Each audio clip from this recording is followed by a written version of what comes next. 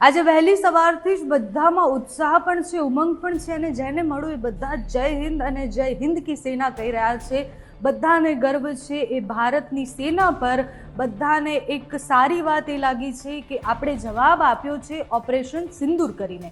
Operation સિંદૂર જે રીતના થયું, અડધી રાત્રે મોડી રાત્રે એમના ઘરમાં ઘૂસી અને આતંકીઓને મારવામાં આવ્યા છે અને છતાં પણ એ પાકિસ્તાનની સેના હોય કે પાકિસ્તાનની એરફોર્સ હોય એ બધા જ ઊંઘતા ઝડપાયા અને હજી પાકિસ્તાનના નેતાઓ એવું કહે છે કે અમે જવાબ આપીશું, અમે જવાબ આપીશું અને એવો જવાબ આપીશું કે ભારત યાદ રાખશે। સતત રોતડા રોતું એ પાકિસ્તાન હવે પાકિસ્તાનના પીએમે બીજી એક ટ્વીટ કરી છે। પહેલી ટ્વીટમાં એમને કહ્યું હતું કે અમારી સાથે આવું કરવામાં આવ્યું, અમે આનો જવાબ આપીશું। બીજી ટ્વીટમાં પણ એવું કહેવામાં આવ્યું છે, ગીદડ ધમકી આપવામાં આવી છે કે અમે જવાબ આપીશું અને એ જવાબ બધા જોતા રહી જશે। એ જવાબ શું હશે, શું ટ્વીટ કરી છે એની વાત કરવી છે।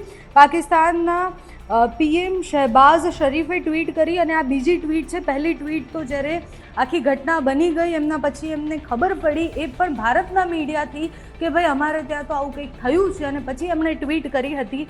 બીજી ટ્વીટ શું કરી છે, તો બીજી ટ્વીટમાં એમણે લખ્યું છે કે વિશ્વાસઘાતી દુશ્મને પાકિસ્તાનમાં 5 સ્થળો પર કાયરતાપૂર્ણ હુમલો કર્યો છે।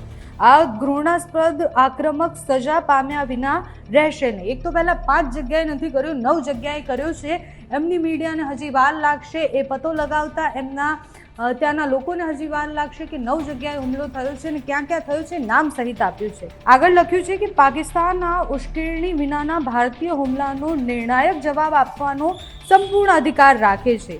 એક દ્રઢ જવાબ પહેલેથી જ ચાલુ છે। આખા રાષ્ટ્ર એના સંરક્ષણ દળોની પાછળ એકજૂટ છે અને અમારું મનોબળ અને સંકલ્પ અટલ છે। અમારા વિચારો અને પ્રાર્થનાઓ પાકિસ્તાનના બહાદુર અધિકારીઓ અને સૈનિકો સાથે છે। પાકિસ્તાનના લોકો અને તેના દળો અમારી શક્તિ અને દ્રઢ નિશ્ચયથી કોઈ પણ ખતરાનો સામનો કરવા અને તેને હરાવવા માટે સંપૂર્ણપણે તૈયાર છે।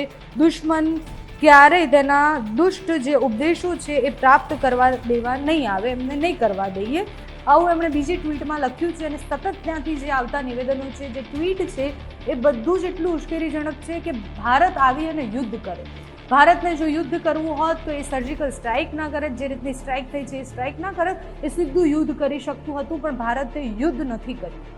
ભારતે ઓપરેશન સિંદૂર કર્યું છે અને એવું બતાવ્યું છે કે જો તમે હેરાનગતિ કરશો તો ઝીરો ટોલરન્સ, અમે યુદ્ધ કરી શકીએ છીએ, અમારી પાસે શક્તિ છે।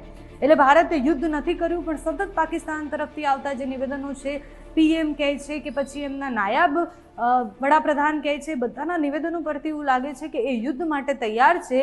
અને હવે ભારતના નેતાઓ અને ભારતના સૈન્યએ પણ એવું કહી દીધું છે કે જો પાકિસ્તાન યુદ્ધ માટે તૈયાર છે તો અમે પણ તૈયાર છીએ।